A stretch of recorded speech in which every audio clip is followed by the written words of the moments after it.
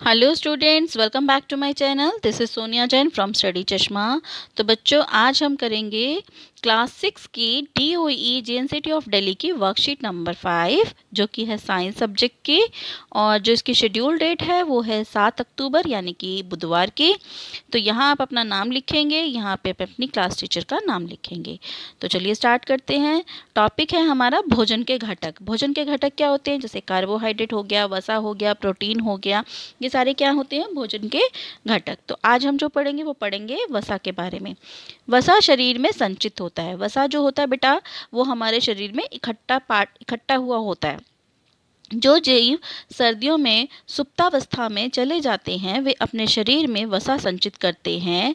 तो जो उन जंतुओं के अक्रियाशील होने पर ऊर्जा के स्रोत के रूप में कार्य करता है। यानी कि जो भी जीव होते हैं, जीव जंतु होते हैं जो सर्दियों में सुप्तावस्था मतलब सो जाते हैं, ठीक है।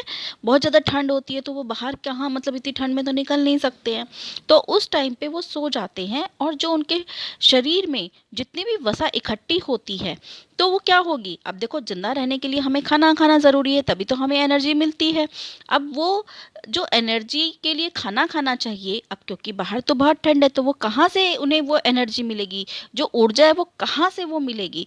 तो वो ऊर्जा जो है उनकी वसा के रूप में शरीर के अंदर इकट्ठी होती है। और जब उनका शरीर अक्रियाशील मतलब कोई काम नहीं करता तो वो ऊर्जा के स्रोत के रूप में वो वसा उसके लिए काम करती है। समझ में आया? अब है, क्या आप किसी जंतु या जंतुओं के नाम बता सकते हैं जो अपने शरीर में वसा संचित करते हैं?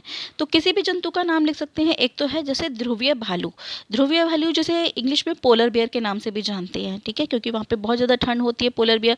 तो वो ध्रुवीय भालू क्या करता है, वो सो जाता है, सुप्तावस्था में चला जाता है। तो और उसकी शरीर में जो वसा होती है वो उसका ऊर्जा के स्रोत के रूप में काम करता है। एक होता है ऊँट। ऊँट के आपने शरीर पे देखा होगा, इस तरीके से कुबड़ टाइप का बना हुआ होता है ऊपर, ठीक है ना। तो यहाँ जो होते हैं ये उसकी वसा इकट्ठी होती है। अब आगे बढ़ते हैं। वसा हमारे भोजन का एक महत्वपूर्ण भाग है। वसा ऊर्जा भी देते हैं। वास्तव में वसा कार्बोहाइड्रेट की तुलना में थोड़ा अधिक ऊर्जा देते हैं। जो वसा है हमारे भोजन का एक बहुत ज़रूरी अंग है। और वसा क्या देती है? ऊर्जा भी देती है शरीर को। तो लेकिन अगर सच्चाई में देखा जाए, और ऊर्जा किससे मिलती है? कार्बोहाइड्रेट से भी मिलती है, लेकिन वसा में कार्बोहाइड्रेट की तुलना में ज़्यादा ऊर्जा मिलती है। वसा शरीर में ऊर्जा संचित करने के लिए उपयोगी होता है। और वसा क्या करती है? शरीर में हमारे ऊर्जा को संचित करती है, इकट्ठा मतलब इकट्ठा करती है, एक तरीके से स्टोर हाउस हो जाता है, ठीक है। जैसे कि अभी हमने ऊपर पढ़ा कि जो जीव सर्दियों में सुप्तावस्था में चले जाते हैं तो उनके लिए वसा वो काम करती है। अब वसा के स्रोत क्या क्या है? एक तो है जंतु वसा के स्रोत, और दूसरा है पादप वसा के स्रोत। जंतु वसा जो हमें जंतुओं से, जीव जंतुओं से मिलती है। पादप वसा मतलब जो हमें पौधों से मिलती है, ठीक है। अब जंतु वसा क्या क्या है? कॉड लिवर ऑयल हो गया, मक्खन, घी, पनीर, ये सब क्या है? अब मक्खन घी किससे बनता है? दूध से बनता है। और दूध हमें किससे मिलता है? किससे मिलता है? जंतुओं से मिलता है।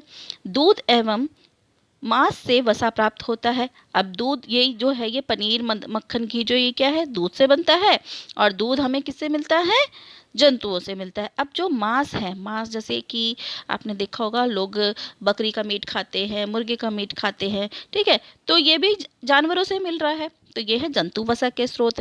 और दूसरा है पादप वसा के स्रोत, जिसमें आता है मूंगफली, सोयाबीन, सूरजमुखी, नारियल, जैतून, वनस्पति तेल। ये सब क्या होते हैं? ये हमें पौधों से मिलते हैं, ठीक है।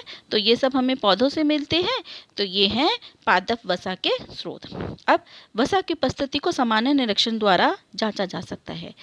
ये जो क्रियाकलाप है ये हमने अपना जब चैप्टर पढ़ा था, पाठ पढ़ा था, उसमें भी किया था, अगर आपको याद हो तो।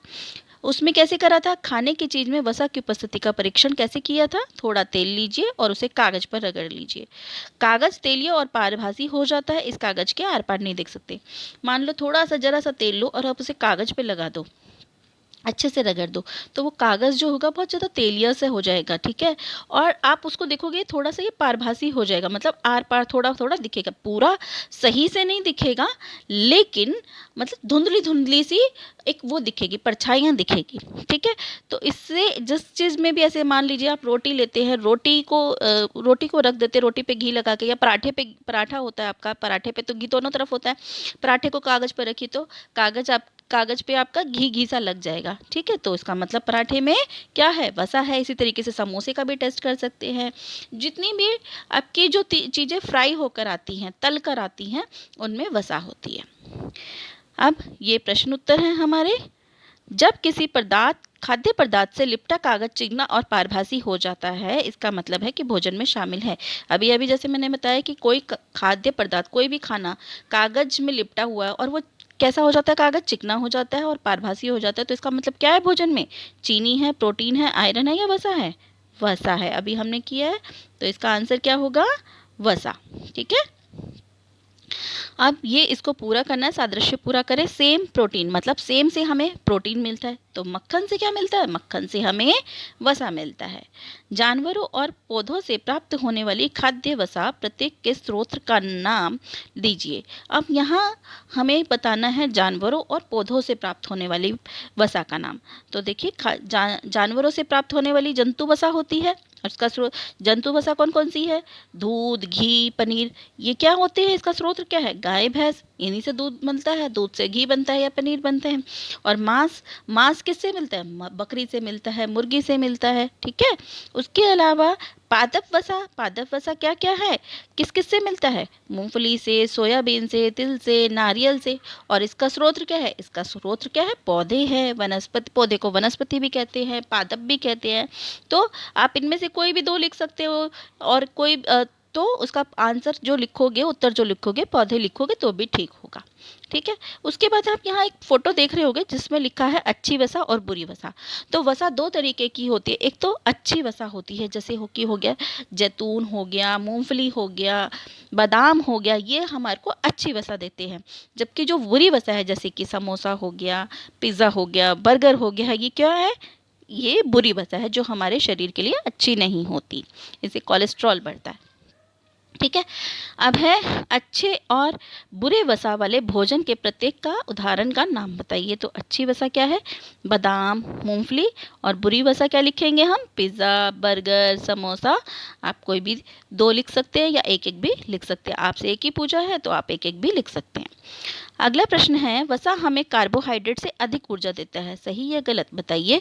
ये सही है। क्यों सही है, क्योंकि अभी अभी हमने पढ़ा है कि वसा जो है हमें कार्बोहाइड्रेट की तुलना में अधिक ऊर्जा देते हैं। तो ये हमारा उत्तर जो होगा ये सही होगा, ठीक है। तो यहाँ पर हमारी वर्कशीट कंप्लीट होती है। अगली वर्कशीट में अगली वीडियो में अगली वर्कशीट करेंगे। अगर आपको मेरे वीडियोस अच्छे लगते हैं तो उन्हें लाइक कीजिए, शेयर कीजिए, मेरे चैनल को सब्सक्राइब कीजिए। So stay tuned for more videos, till then bye bye.